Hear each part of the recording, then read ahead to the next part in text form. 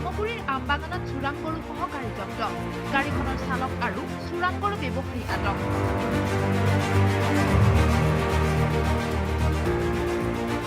গৰু সৰবৰাহত ব্যৱহাৰ কৰা গাড়ীখনৰ নম্বৰ হ'ল AA02BC 7053 আমবাগানৰ পৰা বৰগুৰি অভিমুখে গৈ থকা অৱস্থাত জব্দ হয় 4টাকৈ চোৰাং গৰু আমবাগান আৰক্ষীয়ে আটক কৰা ব্যক্তি দুজন হ'ল আব্দুল কায়ুম আৰু চিৰাজুল হক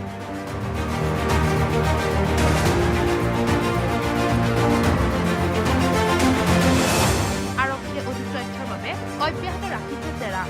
আমি 4টা গৰু এইটো আমাৰ আমবাগান পিপি এলাকাৰে টুবুকি জানি প্ৰাথমিক তদন্ত কিবা পাইছে প্ৰাথমিক তদন্তত এইটোৱে বুজা যায় যে গৰু 4টা মানে অসৎ লাভালাভৰ উদ্দেশ্যে কোনোবা অজ্ঞাত ঠাইৰ পৰা হয়তো সন্দেহজনকভাৱে চুৰি কৰি আনি অন্য ঠাইত মানে অধিক দামত বিক্ৰী কৰাৰ প্ৰচেষ্টাৰে এই গাড়ীখনত তুলি উঠাই লৈ গৈ আছিলে কেতিয়া ধৰিছিল আপুনি আমি দিনৰ 2টা বজাত কেইজন মানুহ এৰেষ্ট কৰিছে মানুহ এতিয়ালৈকে এৰেষ্ট কৰা নাই মানুহৰ 2জন মানুহক আমি আটক কৰিছোঁ অধিক সোধপোছ কৰি ইয়াৰ বিহিত ব্যৱস্থা কৰা যাব গাড়ীটো কৰায়ত্ব কৰিছে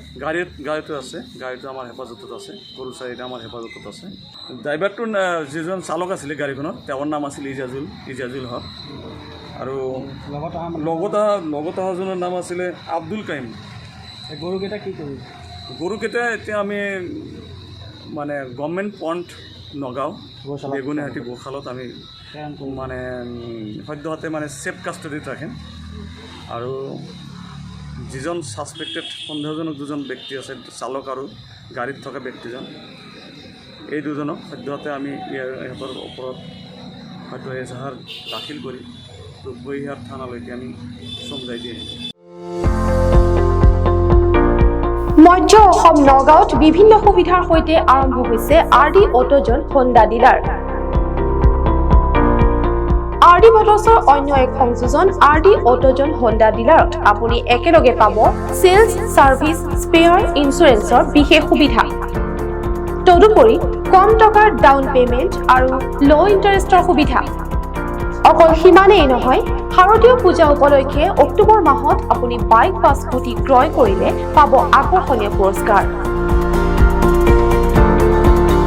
ইয়াৰ উপৰি সাৰ্ভিসিঙত ডিসেম্বৰ মাহলৈকে আছে 100% ৰেহাই 5% স্পেয়াৰ পাৰ্টছত ৰেহাইৰ ব্যৱস্থা গতিকে পলম কিয় কৰিছে আজিয়ে যাওক RD অটোজন হোণ্ডা ডিলাৰলৈ আৰু ক্ৰয় কৰক আপোনাৰ মন পছন্দৰ দুচকীয়া বাহন আমাৰ ঠিকনা ডিমৰুগুৰি নিয়াৰ কালী মন্দিৰ আমাৰ যোগাযোগ নম্বৰ 6001998531 9613061979 986407421 ইমেইল ID mail.rdautojon@gmail.com